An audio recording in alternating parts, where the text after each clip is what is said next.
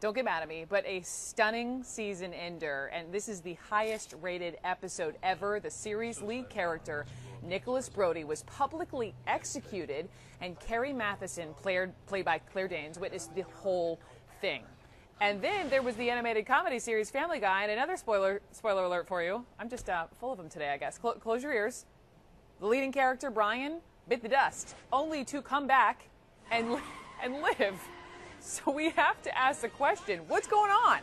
What happens when these popular shows are killing off characters? CNN entertainment correspondent Nichelle Turner is staying up with us, and we appreciate you this late in the afternoon. But first, and we're going to get to Beyonce, by the way, in a minute.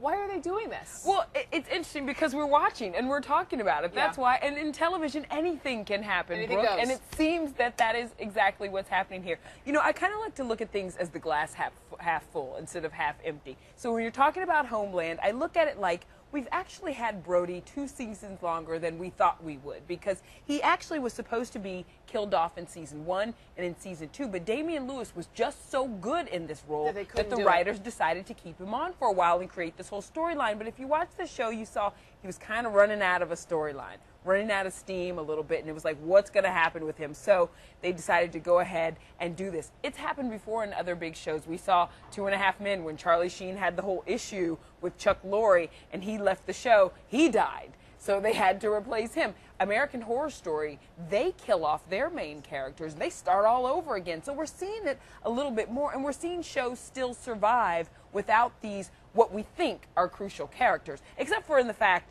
of Family Guy, like you said, because there was this whole public outcry about why did they kill Brian the dog? We love him. He's snarky. He's the best, has the best one-liners on the show.